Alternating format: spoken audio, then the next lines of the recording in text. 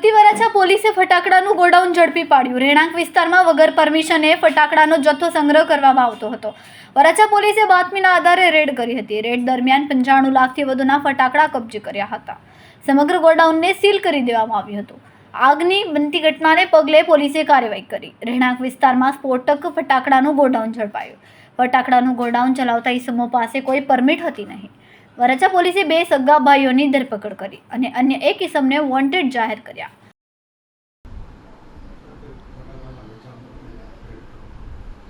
સુરત શહેર police commissioner Shri Anupamsinh Gehlot સરના માર્ગદર્શન હેઠળ આગામી દિવાળી તેમજ નવરાત્રિનો તહેવાર આવતો હોય કાયદો અને વ્યવસ્થાની જાળવણી સારું પોલીસ કમિશનર સાહેબની સૂચના તેમજ માર્ગદર્શન હેઠળ તેમજ special commissioner of police sector 1 sir તેમજ ડીસીપી ઝોન 1 સરના માર્ગદર્શન હેઠળ કાયદો અને વ્યવસ્થાની જાળવણી સારું વરાછા પોલીસ સ્ટેશનની ટીમ દ્વારા એક બાતમી હકીકત આધારે ગેરકાયદેસર રીતે સંગ્રહ કરેલો ફટાકડાનો સ્ફોટક દ્રવ્યનો જથ્થો વગર લાયસન્સે મળી આવેલ છે।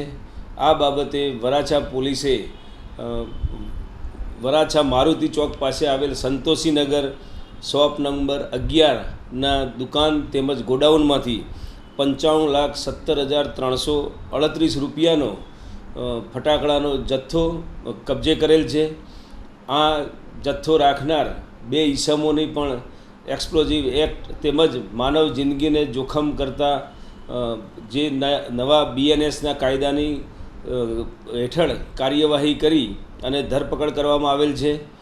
મજકૂર આરોપીઓની પૂછપરછ દરમિયાન તેઓએ શિવાકાશીથી આગામી દિવાળી આવતી હોય તેઓએ આ ફટાકડાનો જથ્થો મેળવેલો છે તેમજ આ જગ્યાએ પોતે જરૂરી ફાયર અને સેફ્ટીના સાધનો પણ નહીં રાખી અને લાયસન્સ વગર આ મુદ્દામાલ સાથે મળી આવી તેમના વિરુદ્ધ ધોરણસર કાર્યવાહી કરવામાં આવેલ છે। બંને આરોપીઓની ધરપકડ કરવામાં આવેલ છે અને હાલનો જે કબજે કરેલ મુદ્દામાલ એ સેફ જગ્યાએ પણ સ્થાનાંતરિત કરવાની કાર્યવાહી વરાછા પોલીસ સ્ટેશન દ્વારા હાથ ધરવામાં આવેલ છે।